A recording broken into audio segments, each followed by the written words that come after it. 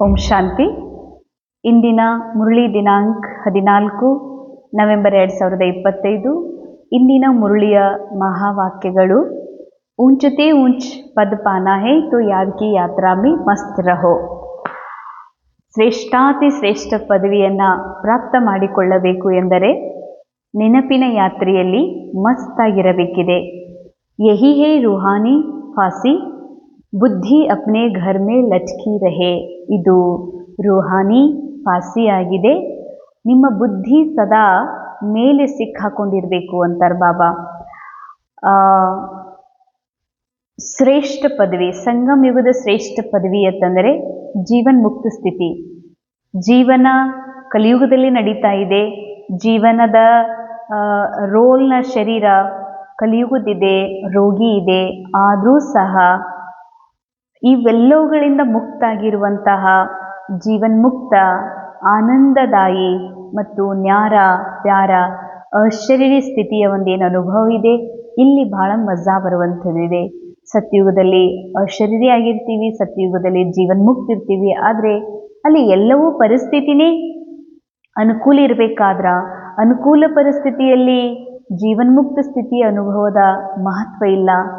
ಅನಾನುಕೂಲ ಪರಿಸ್ಥಿತಿಯಲ್ಲಿ ಈ ಒಂದು ಪತಿತ ಶರೀರದಲ್ಲಿ ಇರ್ತಾ ಜೀವನ್ಮುಕ್ತ ಸ್ಥಿತಿ ಅನುಭವ ಮಾಡಬೇಕಾಗಿದೆಯಲ್ಲ, ಇದು ಬಹಳ ಮಹಾನ್.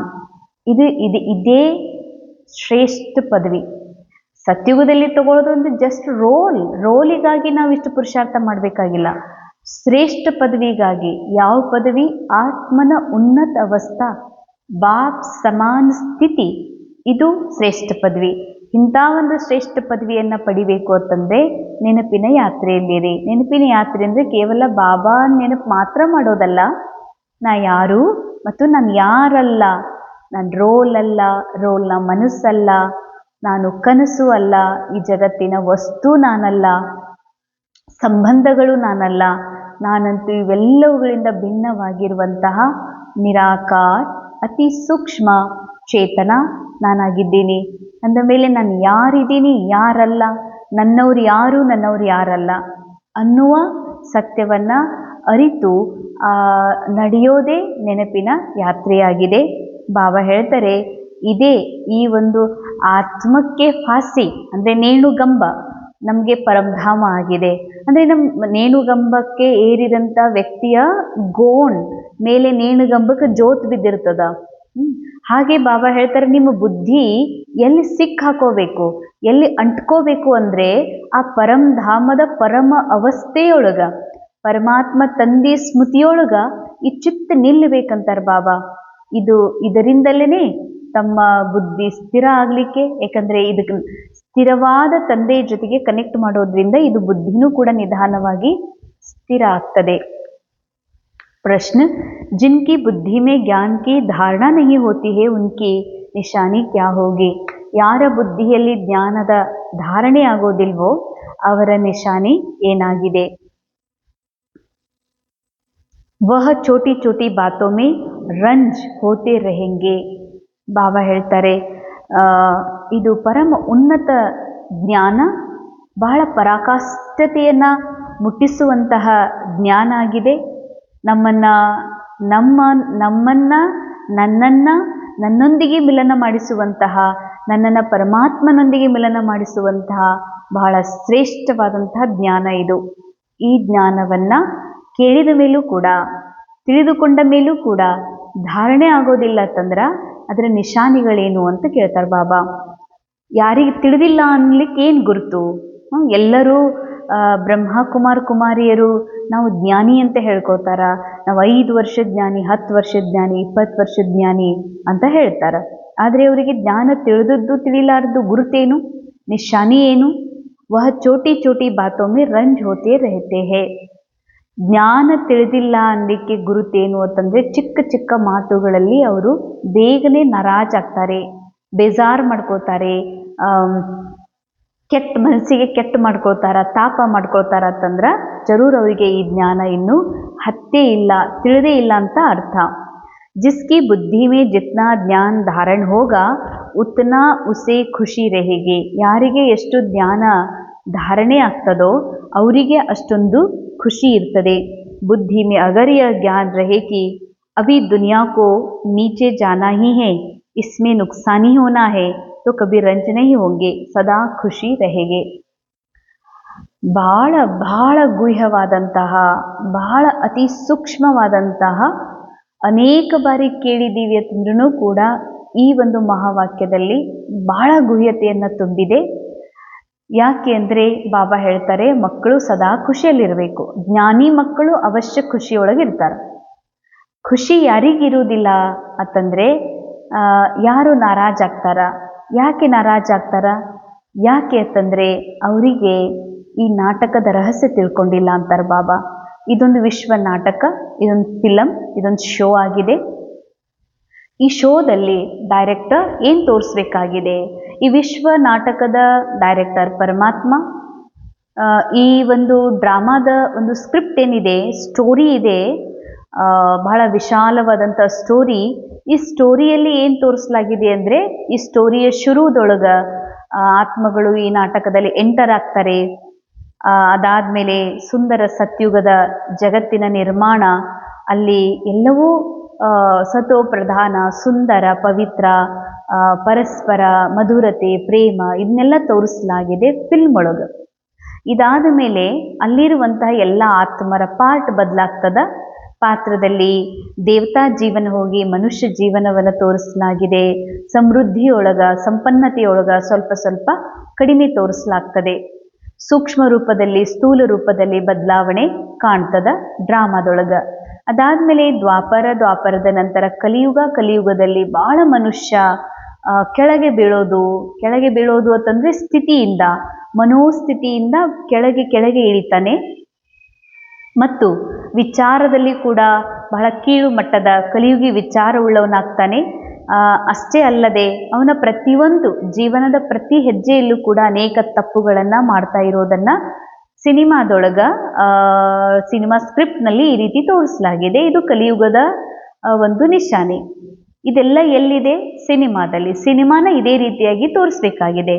ಸಿನಿಮಾದಲ್ಲಿ ಇರುವಂಥ ಎಲ್ಲ ಮನುಷ್ಯರು ಯಾವಾಗ ಅಜ್ಞಾನದಲ್ಲಿ ಸಿಲುಕ್ತಾರೋ, ಎಲ್ಲರೂ ಬಹಳ ದುಃಖಿ, ಅಶಾಂತ, ಕಂಗಾಲಾಗ್ತಾರೋ, ಆಗ ಈ ಸಿನಿಮಾದ ಡೈರೆಕ್ಟರ್, ಸಿನಿಮಾದ ಮೇನ್ ಹೀರೋ ಆ್ಯಕ್ಟರ್, ಈ ಸಿನಿಮಾದ ಸುಪ್ರೀಂ ಆ್ಯಕ್ಟರ್ ಪರಮಾತ್ಮ ಈ ನಾಟಕದಲ್ಲಿ ಬರಬೇಕಾಗ್ತದ.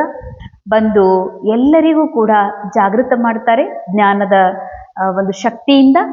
ಸೊ ಅವಾಗ ಯಾರು ಜಾಗೃತ ಆಗ್ತಾರೋ ಅವರಿಗೆ ಗೊತ್ತಾಗ್ತದ, ಓಹೋ ಈ ಸಿನಿಮಾ ಇದು, ಈ ಸಿನಿಮಾದಲ್ಲಿ ಎಲ್ಲರೂ ಕೆಳಗಿಳಿಲೇಬೇಕು. ಯಾರು ತಿಳ್ಕೊಡ್ರಿ, ಬಿ ಕೆ ಜೀವನದ ಪಾರ್ಟ್ ಇದೆ, ಈ ಪಾರ್ಟ್ನೂ ಕೂಡ ಕೆಳಗಿಳಿಬೇಕಾಗ್ತದ.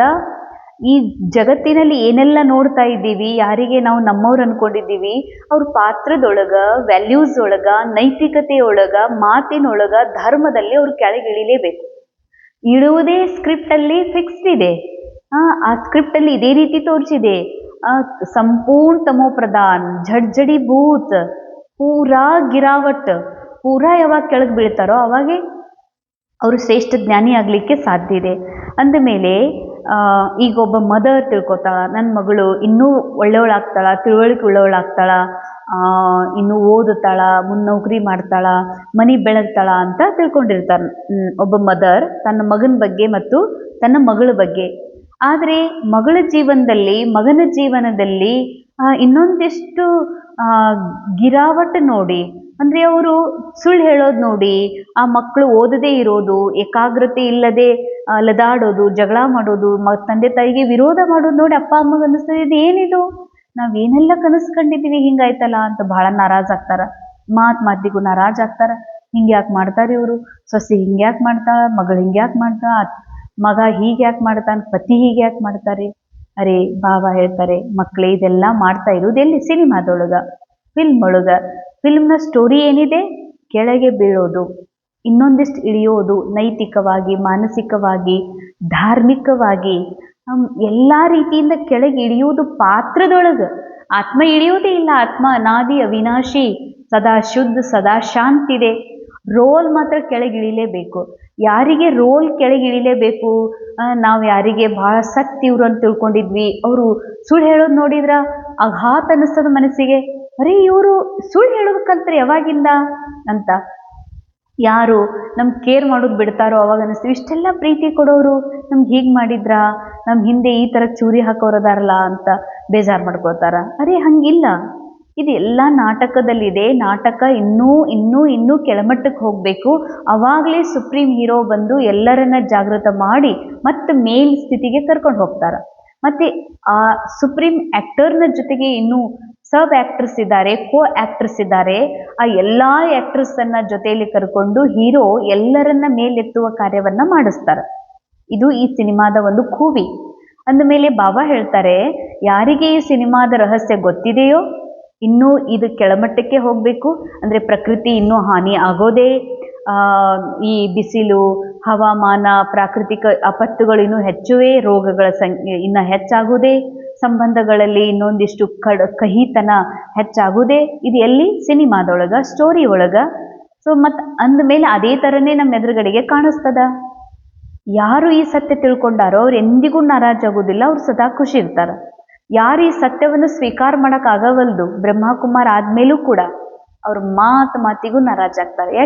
ಯಾಕಂದ್ರೆ ಅವ್ರಿಗೆ ಇನ್ನೂ ಈ ಜ್ಞಾನ ತಿಳಿದೇ ಇಲ್ಲ, ಅರ್ಥ ಆಗೇ ಇಲ್ಲ, ಅರ್ಥಾರ್ಥ ಈ ಜ್ಞಾನ ಸ್ವೀಕಾರನೇ ಆಗವಲ್ದು ಅವರಿಗೆ. ಅದಕ್ಕಾಗಿ ಬಾಬಾ ಹೇಳ್ತಾರೆ, ಮಕ್ಕಳೇ ಎಂದಿಗೂ ನಾರಾಜಾಗುವ ಮಾತೇ ಇಲ್ಲ. ಧಾರಣೆಗಾಗಿ ಮುಖ್ಯ ಸಾರ್ ಮೊದಲೇದು, ತುಮೆ ಬುದ್ಧಿ ಸೆ ಸಬ್ ಕುಚ್ ಭೂಲ್ನಾ ಹೈ, ಜಿನ್ ಬಾತೋ ಮೇ ಟೈಮ್ ವೇಸ್ಟ್ ಹೋತಾ ವಹ ಸುನ್ನೆ ಸುನಾನೆ ಕಿ ದರ್ಕಾರ್ ನಹಿ. ಮಕ್ಕಳೇ, ಈಗ ಬುದ್ಧಿಯಲ್ಲಿ ಏನೆಲ್ಲ ಇಲ್ಲಿವರೆಗೆ ತುಂಬಿಕೊಂಡಿದ್ದೀರಿ, ನಾನು ಹೀಗೆ ಓದೀನಿ, ನಾನು ಬಹಳ ಜ್ಞಾನಿ ಇದ್ದೀನಿ, ನಾನು ಇಷ್ಟು ಜನರಿಗೆ ಸೇವೆ ಮಾಡಿದ್ದೀನಿ, ಇದೆಲ್ಲ ತಲೆಯನ್ನು ತಕ್ಕೋರಿ ಅಂತಾರೆ ಬಾಬಾ. ಯಾಕಂದರೆ ನಾವು ನಿರಾಕಾರ ಮೂಲ ಸ್ಥಿತಿಯನ್ನು ತಲುಪಬೇಕಾಗಿದೆ. ಅದಕ್ಕೆ ಡ್ರಾಮಾದೊಳಗಿನ ಸ್ಟೋರಿ ಒಳಗಿನ ಎಲ್ಲ ಮಾತುಗಳನ್ನು ಬುದ್ಧಿಯಿಂದ ತೆಗೀರಿ. ಮತ್ತು ಯಾವುದ್ರೊಳಗೆ ನನ್ನ ಟೈಮ್ ವೇಸ್ಟ್ ಆಗ್ತದ ಆ ಮಾತು ಕೇಳಿದ್ರೆ ಏನು ಉಪಯೋಗ ಅಂತ ಮಾತು ಕೇಳಲಿಕ್ಕೆ ಹೋಗಬೇಡ್ರಿ ಅಂತಾರೆ ಬಾಬಾ. सेकेंड पॉइंट, पढ़ाई के समय बुद्धि योग एक बाबा से लगा रहे, कहीं भी बुद्धि भटकनी नहीं चाहिए. ವಿದ್ಯೆ ಓದುವಾಗ ನನ್ನ ಲಕ್ಷ್ಯ ಪೂರಾ ಬಾಬನ ಕಡೆಗಿರಬೇಕು. ಅದಕ್ಕೆ ಬಾಬಾ ಹೇಳ್ತಾರೆ, ನಿನ್ನ ಬುದ್ಧಿಯಲ್ಲಿ ಅಳಗಾಡಿಸದಂತೆ, ಅಲೆದಾಡದಂತೆ ನೀನು ಗಮನವನ್ನು ಕೊಡು. ನಿರಾಕಾರ ಬಾಬಾ ಹಮೇ ಪಡಾ ರಹೇ ಹೇ ಇಸ್ ನಶೆ ಮೇ ರೆಹನಾ. ನಮಗೆ ಓದಿಸುವಂಥವರು ಸ್ವಯಂ ನಿರಾಕಾರ ಪರಮಾತ್ಮ ಇದ್ದಾರನ್ನುವಂಥದ್ದು ನೆನಪಿರಲಿ. ವರದಾನ್, ಅಪ್ನಿ ಮಹಾನ್ತಾ ಔರ್ ಮಹಿಮಾ ಕೋ ಜಾನ್ನೆ ವಾಲೆ, ತಮ್ಮ ಮಹಾನತೆ ಅಥವಾ ಮಹಿಮೆಯನ್ನು ತಿಳಿದುಕೊಂಡಿರುವಂತಹ ಸರ್ವ ಆತ್ಮರಲ್ಲಿ ಶ್ರೇಷ್ಠ, ವಿಶ್ವದ ಮೂಲಕ ಪೂಜ್ಯನೀಯ ಆತ್ಮರು ಆಗಿರಿ. हरेक ब्राह्मण बच्चा वर्तमान समय विश्व की सर्व आत्माओं में श्रेष्ठ है और भविष्य में विश्व द्वारा पूजनीय है. ಎಷ್ಟು ಸುಂದರ ಮಹಾವಾಕ್ಯ. ಬಾಬಾ ಯಾರನ್ನ ಜಾಗೃತ ಮಾಡಿದಾರೋ, ಯಾವ ಆತ್ಮ ಜಾಗೃತ ಆಗಿದೆ ಸತ್ಯ ನಾಲೆಜ್ನ ಆಧಾರದಿಂದ, ಅವರೆಲ್ಲರೂ ವಿಶ್ವದ ಎಲ್ಲ ಆತ್ಮರೊಳಗೆ ಸರ್ವಶ್ರೇಷ್ಠ ಅಂತಾರೆ ಬಾಬಾ. ಇನ್ನು ಭವಿಷ್ಯದಲ್ಲಿ ಏನು ಪೂಜನೀಯ ಅಂತ ನೀವು ಪೂಜೆಗೆ ಯೋಗ್ಯ ಆಗ್ತೀರಿ. नंबर वार होते हुए भी लास्ट नंबर का मणका भी विश्व के आगे महान है. ನಂಬರ್ ವಾರ್ ಇದ್ರೂ ಕೂಡ ಬಾಬಾ ಹೇಳ್ತಾರೆ, ಸತ್ಯುಗದ 1, 2, 3 9 ಲಕ್ಷ ಆತ್ಮ ಇರಲಿ ಅಥವಾ 16,000 ಆತ್ಮ, 16,108 108ರ ಮಣಿನೇ ಇರಲಿ ಅಥವಾ 9 ಲಕ್ಷದ ಆತ್ಮಗಳೇ ಇರಲಿ, ನಂಬರ್ ವಾರ್ ಇದ್ದಾರೆ. ಇನ್ನು ಎಷ್ಟು ಮುಕ್ಕೋಟಿ ಆತ್ಮಗಳಿದ್ದಾರೆ ಅವರಲ್ಲೂ ನಂಬರ್ ವಾರ್. ಆತ್ಮಗಳಲ್ಲಿ ನಂಬರ್ ವಾರ್ ಅಲ್ಲ, ಯಾವ ಆತ್ಮ ರೋಲಲ್ಲಿ ನಂಬರ್ ವಾರ್ ಇದ್ದಾರೆ. ಸೊ ರೋಲ್ನಲ್ಲಿ ನಂಬರ್ ವಾರ್ ಇದ್ದಾರಲ್ಲ, ಅದರ ಲಾಸ್ಟ್ ಆತ್ಮ, ಲಾಸ್ಟ್ ರೋಲ್, ಲಾಸ್ಟ್ ರೋಲ್ನೂ ಕೂಡ ಮಹಾನ್ ಇದೆ ಇವತ್ತಿನ ಜಗತ್ತಿನ ಎಲ್ಲ ಆತ್ಮರಿಗಿಂತ. ಎಷ್ಟು ಸುಂದರ ನೋಡಿ. ಸತ್ಯುಗದ ಮುಕ್ಕೋಟಿ ದೇವತೆಗಳ ಲಾಸ್ಟ್ ರೋಲ್ ಏನಿದೆ, ಇಂದಿನ ಜಗತ್ತಿನ ಎಲ್ಲ ಮಹಾನ್ ವ್ಯಕ್ತಿಗಳಿಗಿಂತಲೂ ಶ್ರೇಷ್ಠಿದ್ದಾರೆ. ಅಂದರೆ ಎಷ್ಟು ಘನತೆ, ಎಷ್ಟು ಮಹಾನತೆ. आज तक भक्त आत्माएं लास्ट नंबर के मणके को भी आंखों पर रखते हैं, क्योंकि सभी बच्चे बाप दादा के नयनों के तारे है ना, नूरे रत्न है ना. ಎಷ್ಟು ಸುಂದರ ಮಹಾವಾಕ್ಯ. ಮಾಲೆಯ ಮಣಿಯನ್ನು ಜಪ ಮಾಡುವಾಗ ಕೊನೆ ಮಣಿಯನ್ನು ಕೂಡ, ಕೊನೆಗೆ ಮಣಿ, ಮೇರು ಮಣಿಯ ಜೊತೆಗೆ ಯಾವಾಗ ಮಣಿ ಲಾಸ್ಟ್ನೇದು ಬರ್ತದೋ ಅವಾಗ ಹೀಗೆ ಕಣ್ಣಿಗೆ ಹಚ್ಕೊಂಡು ನಮಸ್ಕಾರ ಮಾಡ್ತಾರೆ. ಅಂದರೆ ಅಷ್ಟು ಕೊನೆಯ ಆತ್ಮನೂ ಕೂಡ ತನ್ನ ರೂಹಾನಿಯತ್ನ ಶ್ರೇಷ್ಠ ಪದವಿ ಪಡೆದಿರೋದ್ರಿಂದ ಅವರು ಕೂಡ ಪೂಜ್ಯನೀಯ ಗಾಯನಕ್ಕೆ ನಮನಕ್ಕೆ ಯೋಗ್ಯ ಆಗ್ತಾರೆ. ಯಾಕೆ ಯಾಕೆ ಅಂದರೆ ನೀವೆಲ್ಲ ಮಕ್ಕಳು ಬಾಪ್ ದಾದಾರವರ ಕಣ್ಮಣಿ ಇದ್ದೀರಿ, ಜಗತ್ತಿನ ಬೆಳಕಿದ್ದೀರಿ. ತೋ ಜಿಸ್ನೆ ಏಕ್ ಬಾರ್ ಬಿ ಮನ್ಸೆ, ಯಾರು ಒಮ್ಮೆ ಆದರೂ ತಮ್ಮ ಸತ್ಯ ಮನಸ್ಸಿನಿಂದ ಅಪನೆ ಕೋ ಬಾಬಾ ಕಾ ಬಚ್ಚಾ ನಿಶ್ಚಯ ಕಿಯಾ, ಸತ್ಯ ಮನಸ್ಸಿನಿಂದ ನನ್ನ ಬಾಬಾ ನಿರಾಕಾರ ಪರಮಾತ್ಮನ ಸಂತಾನಿದ್ದೀನಿ ಅನ್ನುವಂಥದ್ದು ನಿಶ್ಚಯ ಮಾಡ್ಕೋತಾರೋ, डायरेक्ट बाबा का बच्चा बना उससे महान या पूजनीय बनने की लॉटरी या वरदान मिल ही जाता है. अंडरलाइन, ಯಾರು ಬಾಬನ್ ಡೈರೆಕ್ಟ್ ಮಗು ಇದ್ದಾರೆ, ಬಾಬನನ್ನ ನಮ್ಮ ತಂದೆ ಅಂತ ಸ್ವೀಕಾರ ಮಾಡಿದ್ದಾರೋ ಆ ಡೈರೆಕ್ಟ್ ತಂದೆಯ ಮಕ್ಕಳು ಯಾವಾಗ ನೀವು ಮಹಾನ್ ಮತ್ತು ಪೂಜ್ಯನೀಯ ಆಗುವ ಲಾಟ್ರಿ ವರದಾನ್ ನೀವು ತಂದೆಯ ಮೂಲಕ ಪ್ರಾಪ್ತ ಮಾಡ್ಕೊಳ್ತೀರಿ. स्लोगन स्थिति सदा खजानों से संपन्न संतुष्ट रहे तो परिस्थितियां बदल जाएंगी.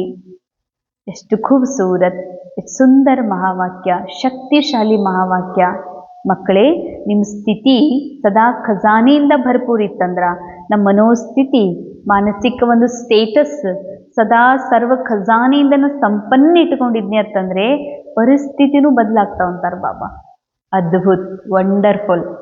ಪರಿಸ್ಥಿತಿಗಳು ಬದಲಾಗ್ತವೆ. ಯಾವ ಪರಿಸ್ಥಿತಿ ಅಸಂಭವ ಅಂದ್ಕೊಂಡೀವಿ, ಯಾವ ಪರಿಸ್ಥಿತಿ ಇದೇನಪ್ಪ ಚೇಂಜ್ ಆಗೋದಿಲ್ಲ ಅಂದ್ಕೊಂಡೀವಿ, ಅವು ಕೂಡ ಬದಲಾಗ್ತವೆ ಒಂದು ವೇಳೆ ನಿನ್ನ ಸ್ಥಿತಿಯೊಳಗೆ, ನಿನ್ನ ಮನೋಸ್ಥಿತಿಯಲ್ಲಿ ಸರ್ವ ಖಜಾನೆಯಿಂದ ನೀ ಸಂಪನ್ನ ಅನುಭವ. ಜೋ ಪಾನಾತಾ ಪಾಲಿಯ, ನಾ ಆತ್ಮ ಇರುವುದೇ ಭರ್ಪೂರ್ ಇದೆ, ನಾ ಪಡ್ಕೊಳ್ಳುವಂಥದ್ದೇನೂ ಇಲ್ಲ, ನಾ ಎಲ್ಲ ಪಡೆದಿದ್ದೀನಿ. ಈ ಸತ್ಯವನ್ನ ನೀ ಸ್ವೀಕಾರ ಮಾಡಿ ಅನುಭವಿಸಿದ್ದೇ ಆದರೆ ನಿನ್ನ ಸುತ್ತಮುತ್ತಲಿರುವ ಪರಿಸ್ಥಿತಿ ಕೂಡ ಬದಲಾಗ್ತವೆ. ಅವ್ಯಕ್ತಿಶಾರೆ ಅಶರೀರಿ ಅಥವಾ ವಿದೇಹಿ ಸ್ಥಿತಿಯ ಅಭ್ಯಾಸವನ್ನ ಹೆಚ್ಚಿಸಿಕೊಳ್ಳ್ರಿ. बाप दादा अचानक डायरेक्शन देते हैं कि शरीर रूपी घर को छोड़ देह अभिमान की स्थिति को छोड़ देही अभिमानी बन जाओ. ಬಾಬಾ ಅಚಾನಕ್ ಒಂದು ಆದೇಶ ಹೊರಡಿಸ್ತಾರೆ, ಮಕ್ಕಳೇ ದೇಹ ಅಭಿಮಾನವನ್ನು ಬಿಟ್ಟು, ದೇಹದ ಜಗತ್ತನ್ನು ಬಿಟ್ಟು ನೀವು ಆತ್ಮ ಅಭಿಮಾನಿಯಾಗಿ ಈ ಜಗತ್ತಿನಿಂದ ಪರೆಯಾಗಿ ಸ್ವೀಟ್ ಸೈಲೆನ್ಸ್ ಹೋಮಿಗೆ ಬನ್ನಿರಿ. ಅಂದರೆ ಮಕ್ಕಳೇ, ಇದು ನಾಟಕ ಕಂಪ್ಲೀಟ್ ಆಯಿತು, ನಾಟಕ ಸಾಕು, ಈಗ ಬರ್ರಿ ನನ್ನ ಮನೆಗಂತ ಬಾಬಾ ಹೇಳಿದ್ರೆ ಏನು ಮಾಡ್ತೀರಿ? ತೋ ಜಾ ಸಕ್ತೆ ಹೋ. ಬಾಬಾ ಕೇಳ್ತಾರೆ, ಮಕ್ಕಳೇ ಬಾಬಾ ಕರೆದ ತಕ್ಷಣ ನೀವು ರೆಡಿ ಇದ್ದೀರಿ, ಅಥವಾ ಏನಾದರೂ ಇಲ್ಲೇ ರೋಲ ಕಾನ್ಷಿಯಸ್ಸಲ್ಲಿ ಸಿಕ್ಕಾಕೊಂಡು ಬಾಬಾ ಇದಿಷ್ಟು ಮಾಡಬೇಕಾಗಿತ್ರಿ, ಇದೊಂದಿಷ್ಟು ಮುಗಿಸ್ಬೇಕಾಗಿತ್ತು ಅಂತ ಏನಾದ್ರೂ ಹೇಳ್ತಿರೋ, ಅಥವಾ ಮನೆಗೆ ಹೋಗಲಿಕ್ಕೆ ರೆಡಿ ಇದ್ದೀರೋ? ಯುದ್ಧ ಸ್ಥಳ ಮೇ ಯುದ್ಧ ಕರ್ತೆ ಕರ್ತೆ ಸಮಯ ತೋ ನಹೀ ಬಿತಾ ದೇಂಗೆ. ಇಲ್ಲೇ ಯುದ್ಧ ಸ್ಥಾನದೊಳಗೆ ಯುದ್ಧ ಮಾಡ್ತಾ ಮಾಡ್ತಾ ಸಮಯ ಕಳೆಯುವುದಿಲ್ಲಲ್ಲ. अशरीरी बनने में अगर युद्ध करने में ही समय लग गया तो अंतिम पेपर में मार्क्स का डिवीजन कौन सा आएगा?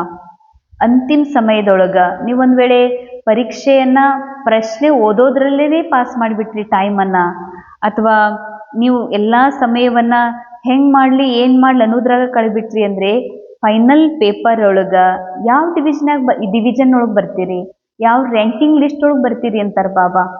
ಅದಕ್ಕಾಗಿ ಮಕ್ಕಳೇ, ಪ್ರತಿ ಕ್ಷಣವೂ ಬಾಬಾ ಯಾವಾಗೇ ಕರೀಲಿ, ಬಾಬಾ ನಾ ಬಂದಿರೋದೇ ಪರಂಧಾಮದಿಂದ ಅವತರಿತ ಆತ್ಮ ಎನ್ನುವಂಥ ಒಂದು ಅಭ್ಯಾಸ ನಿರಂತರ ಇತ್ತು ಅಂತಂದರೆ ಬಾಬಾ ಯಾವಾಗೇ ಕರೀಲಿ, ಇಲ್ಲಿ ಯಾವುದೇ ಪರಿಸ್ಥಿತಿ ಬರಲಿ, ನಾವೆಂದಿಗೂ ಸಿಕ್ಕಾಕೊಳ್ಳಿಕ್ಕೆ ಸಾಧ್ಯ ಇಲ್ಲ. ಅದಕ್ಕೆ ಯಾವತ್ತಿಗೂ ನಾನು ದೇಹದಿಂದ ಭಿನ್ನವಾಗಿರುವ ಅಶರೀರಿ ಆತ್ಮ ಎನ್ನುವಂಥ ಸತ್ಯವನ್ನು ಸದಾ ಸ್ಮೃತಿಯಲ್ಲಿ ಇಟ್ಕೊಂಡು ನಡಿಬೇಕಾಗಿದೆ. ಓಂ ಶಾಂತಿ.